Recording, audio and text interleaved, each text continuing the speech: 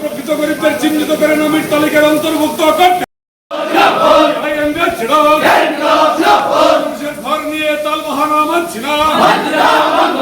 গরিবদের বঞ্চিত করা হলো কেন জবাব দাও। তালিকা থেকে প্রকৃত গরিবদের নাম হবে। গরিব মানুষকে ঘর থেকে বাতিল করা মানছি না।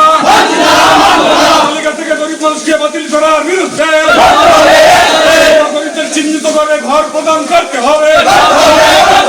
গরিবদের চিহ্নিত করে ঘর তালিকার নাম প্রদান।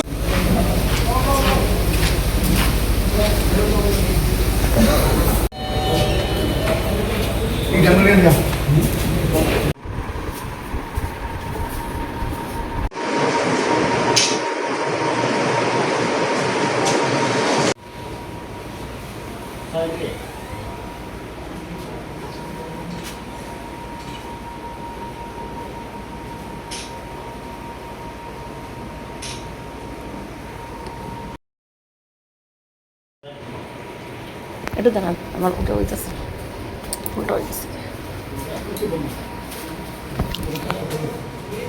বুরানগর ব্লকে 9 দফা দাবি নিয়ে ভিডিওর সাথে আমরা মিলিত হই। প্রথম দাবি ছিল আমাদের রেগার কাজ, 200 দিনের কাজ, 600 টাকা মজুরি। আমাদের দাবি ছিল এলাকার বিদ্যুতের সমস্যা সমাধান করা, রেগার কাজে সঠিকভাবে যাতে দুর্নীতি বন্ধ করা। আমাদের দাবি ছিল রাস্তাঘাট মেরামত করা। আমাদের দাবি ছিল পানীয় জলের সমস্যাগুলো নিরসন করা এবং এই পিএমজিওয়াই করে যে দুর্নীতি, অসংখ্য মানুষের নাম যারা বিদ্যমান তাদের নাম নেওয়া হয়েছে এবং গরিব অনেক মানুষের নামের তালিকাতে যুক্ত হয়নি। আমরা দাবি করেছি যে আগামী দিনে যাতে গ্রামসভা বা বিভিন্ন মাধ্যমে যাতে এই মানুষগুলার নাম যুক্ত করে সঠিক মানুষকে যাতে পিএমজিওয়াই গড় দেওয়া হয় এবং যারা গড় পাওয়ার যোগ্য না তাদেরকে যাতে বাতিল করা হয়। এই মর্মে বিডিও সাহেব কথা বলেছেন যে উনি স্ব দপ্তরে বিভিন্ন সময় সমস্যা নিয়ে কথা বলবেন এবং সমাধান করার চেষ্টা করবেন। কমিটির উদ্যোগে যুবরাজনগর ব্লকে 10 দফা দাবির ভিত্তিতে প্রচণ্ড ঝড় বৃষ্টিকে উপেক্ষা করে গণডেপুটেশন দেওয়া হয়েছে।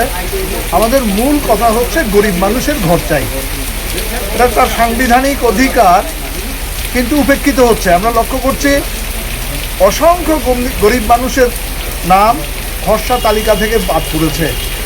আমাদের বক্তব্য হচ্ছে রাজনৈতিক প্রতিহিংসা চরিতার্থ করার জন্য গরিব মানুষের নাম তালিকা থেকে বাদ দেওয়া যাবে না। তার রাজনৈতিক পরিচয় যাই হোক না কেন তাদের ঘরের তালিকায় অন্তর্ভুক্ত করতে হবে এবং পর্যায়ক্রমে সমস্ত গরিব মানুষকে ঘর দিতে হবে। রেখার কাজ করি নূতন বিকশিত ভারত রামজি অ্যাক্টে 125 দিন কাজ দেওয়ার কথা বলে এখন পর্যন্ত তো কোনো কাজ হয়নি, কাজ পাচ্ছে না গরিব মানুষ।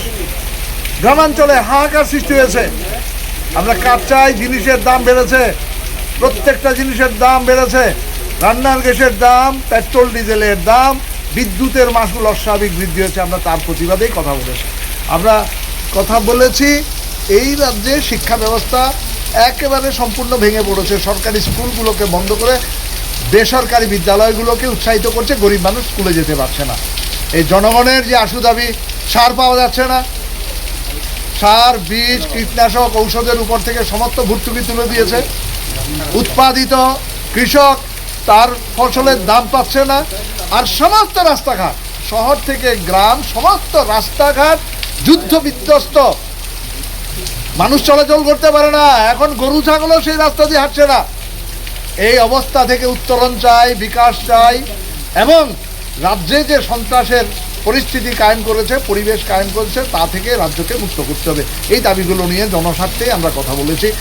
বিডিও সাহেব প্রতিশ্রুতি দিয়েছেন, সমস্ত দাবি যৌক্তিকতা স্বীকার করেছেন এবং তিনি তার ঊর্ধ্বতন কর্তৃপক্ষের কাছে আমাদের বক্তব্যগুলো নিয়ে যাবেন এই আশ্বাস দিয়েছেন।